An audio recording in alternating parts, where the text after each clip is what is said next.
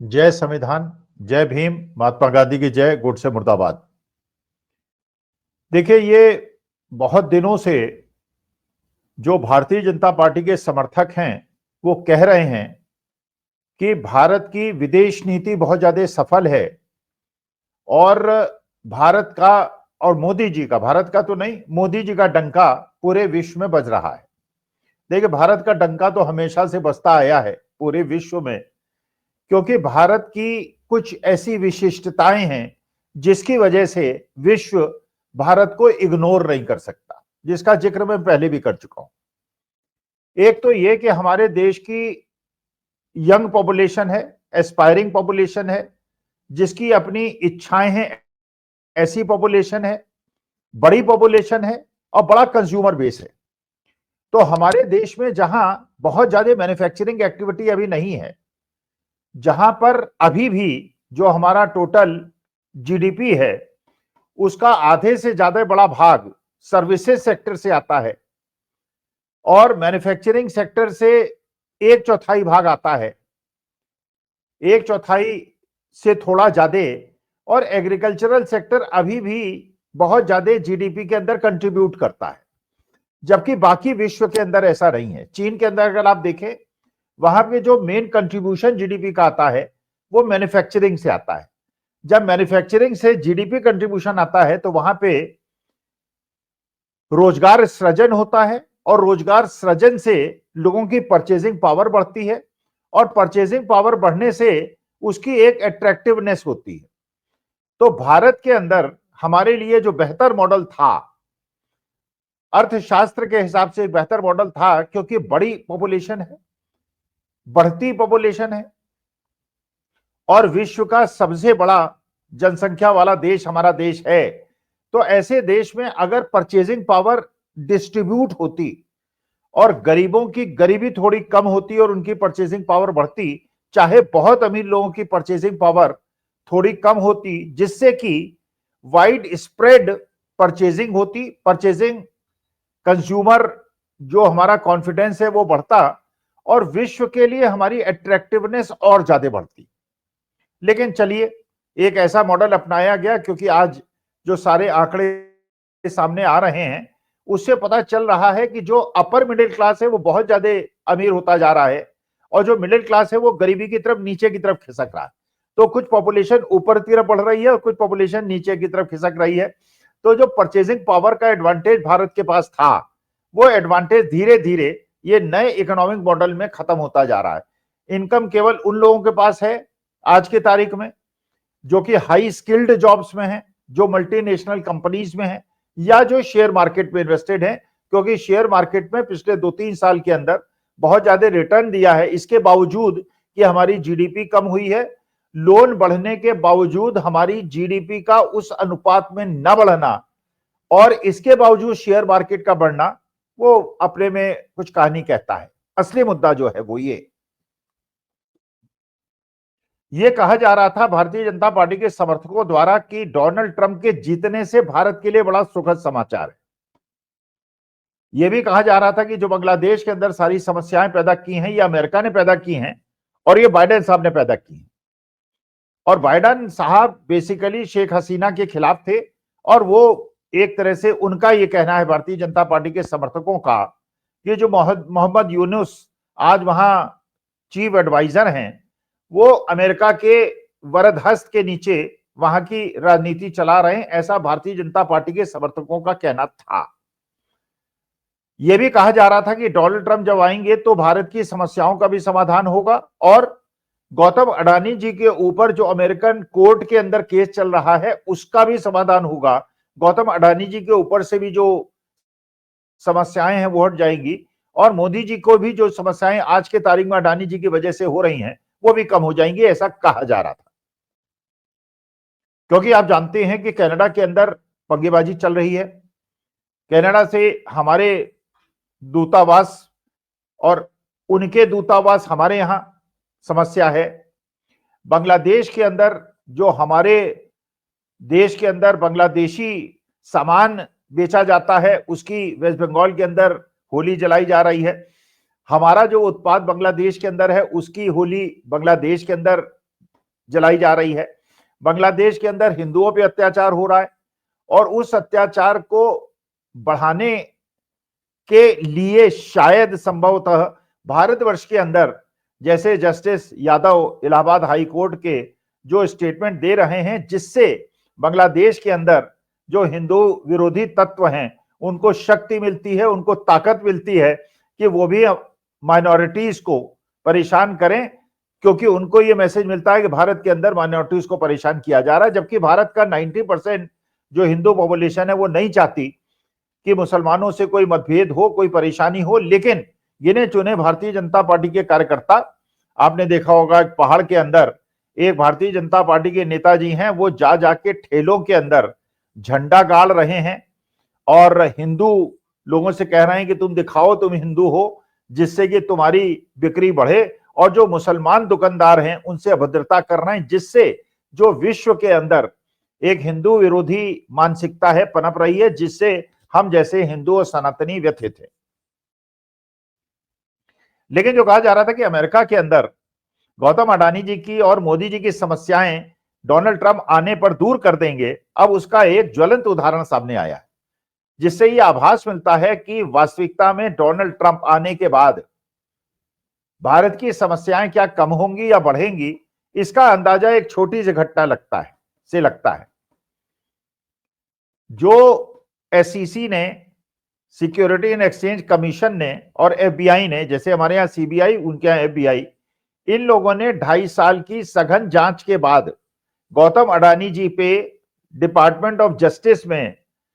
जिस प्रकार से कोर्ट ने सम्मन इशू किया है गौतम अडानी जी और उनके संबद्ध लोगों के खिलाफ, और ये जांच जो उन्होंने की है वो गौतम अडानी जी के भांजे या भतीजे के जितने भी डिजिटल प्रूफ्स हैं उनको रिकवर करके, जो उन्होंने डिलीट कर दिए थे उनको रिकवर करने के बाद, सारे एविडेंसेस को कलेक्ट करने के बाद जब कोर्ट में प्रस्तुत किए, तो कोर्ट ने यह माना कि गौतम अडानी जी ने और उनकी कंपनी ने, या जो एज्योर पावर कंपनी है अमेरिका की, जो लिस्टेड कंपनी है जिससे अडानी जी की कंपनी का संबंध था, उनके और अडानी जी के कुछ लोगों को उन्होंने समन इशू किया। और यह भी कहा एसईसी ने और एफबीआई ने कि वो चाहते हैं कि कोर्ट के सामने जब पेश हों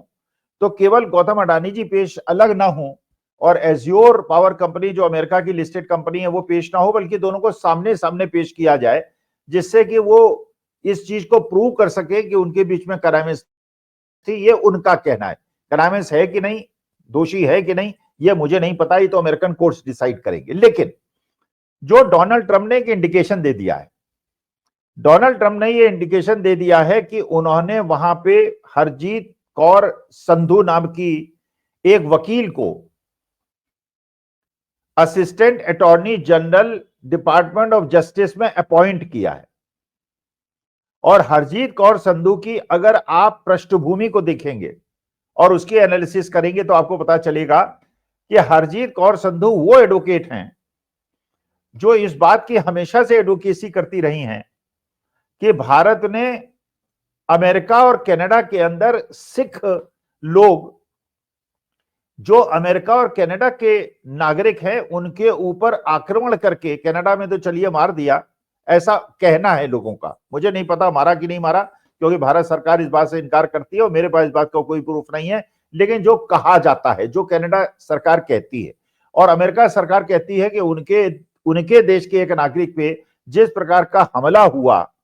वो एक प्रकार से उनके देश के आंतरिक मामलों के अंदर हस्तक्षेप था। और इस पे जिस चीज पे सबसे ज्यादा प्रबल किसी ने आवाज उठाई थी तो ये हरजीत कौर संधू थी, जिनको डोनाल्ड ट्रंप ने वहां पर असिस्टेंट अटॉर्नी जनरल के पद पर नियुक्त किया है। अब ये डिपार्टमेंट ऑफ जस्टिस के अंदर नियुक्त हुई हैं। तो इसका मतलब यह है कि डोनाल्ड ट्रंप इस प्रकार का कोई भी इंडिकेशन नहीं देना चाहते कि उनकी सरकार किसी ऐसी कार्यकलाप जिसके अंदर अमेरिका के नागरिक के ऊपर कोई हमला हो, और ये इंडिकेशन कि वो उस सरकार का समर्थन करें या उस देश का समर्थन करें जो कि उसके देश के नागरिक पे हमला करे, तो इसका वो समर्थन नहीं करेंगे। क्योंकि जैसे हमारे देश के अंदर एक ऐसी सरकार आई है जो कहती है कि इंडिया फर्स्ट, उनके देश के अंदर एक ऐसी सरकार डोनाल्ड ट्रंप लेके आए हैं जो कहते हैं अमेरिकन फर्स्ट। तो अमेरिकन फर्स्ट के लिए इस बात को कतई वो कबूल नहीं कर सकते कि उनके देश के नागरिक पे कोई विदेशी शक्ति आक्रमण करे, और हरजीत कौर सिंधु को उन्होंने वहां पे स्टेट अटॉर्नी जनरल बनाकर इस बात को सिद्ध कर दिया है। अच्छा, एक और, बांग्लादेश के अंदर जो हिंदू माइनॉरिटी के नेता हैं उन्होंने स्पष्ट रूप से यह संदेश दिया है और भारत सरकार से यह कहा है कि भाई आप लोग जिस प्रकार के आपके लोग हिंदुस्तान में बैठ के बांग्लादेश में उनकी इंटरनल पॉलिटिक्स के अंदर हस्तक्षेप कर रहे हैं और ये कह रहे हैं कि हिंदुओं पे अत्याचार हो रहा है, उससे वहां पे हिंदुओं की स्थिति और ज्यादा खराब हो रही है।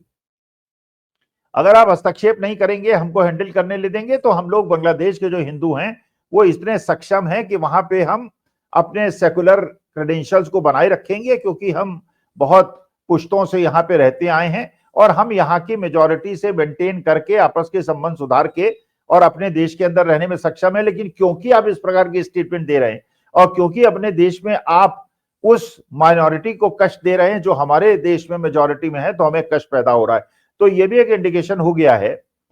और शेख हसीना को जिस प्रकार से अभी भी आपने शरण दे रखी है और शेख हसीना भारतवर्ष के अंदर बैठकर जिस प्रकार के स्टेटमेंट मोहम्मद यूनुस और बांग्लादेश सरकार के खिलाफ दे रही हैं, उससे बांग्लादेश जो हमारा इमीडिएट पड़ोसी है उससे हमारे संबंध खराब हो रहे हैं। शुभेंदु अधिकारी जो भारतीय जनता पार्टी के बड़े नेता हैं, उन्होंने जिस प्रकार से ब्लॉकेड लगाने की बात की बांग्लादेश और वेस्ट बंगाल के बॉर्डर पर, जिस प्रकार से उन्होंने कहा कि सारे ट्रेड को हम ठप करा देंगे, उससे संबंधों में और ज्यादा खराबी। तो एक शेख हसीना के लिए बांग्लादेश से अपने पूरे संबंधों को खराब कर लेना कहां तक का बुद्धिपूर्वक निर्णय है, यह बात मुझे समझ में नहीं आती। लेकिन यह बात बिल्कुल सच है कि आज के तारीख में भारतवर्ष के लिए यह बहुत आवश्यक है। जैसे पंडित जवाहरलाल नेहरू ने नॉन अलाइंड मूवमेंट चलाकर विश्व के 50% देशों से अपने संबंध पे एक गुट बनाया था, और जो बाइपोलर वर्ल्ड था, जो रशियन ब्लॉक था और अमेरिकन ब्लॉक था, उनके सामने एक चुनौती रख दी थी कि हमको आप इग्नोर नहीं कर सकते। लेकिन आज के तारीख में भारत की अगर अमेरिका, कनाडा, केन्या, ऑस्ट्रेलिया और श्रीलंका, बांग्लादेश, सारे देशों से इस प्रकार से पंगा चल रहा है, तो आखिर क्या हम लोग चीन और पाकिस्तान पे निर्भर करेंगे अपने संबंधों को सुधारने के लिए, जो हमारे पुश्तैनी और हमेशा से शत्रु रहे हैं और हमारे जो प्रोग्रेस के विरोधी रहे हैं? तो मुझे ऐसा लगता है कि डोनाल्ड ट्रंप ने ये इंडिकेशन दे दिया है कि वो किसी ऐसी घटना को जिसमें कि किसी प्रकार से भी अमेरिकन नागरिकों के साथ कोई धोखाधड़ी हुई हो या अमेरिकन नागरिक पे किसी प्रकार का आक्रमण हुआ हो, उसे वो सहन नहीं करेंगे। और ऐसे अधिकारियों को वो नियुक्त कर रहे हैं जो इस प्रकार के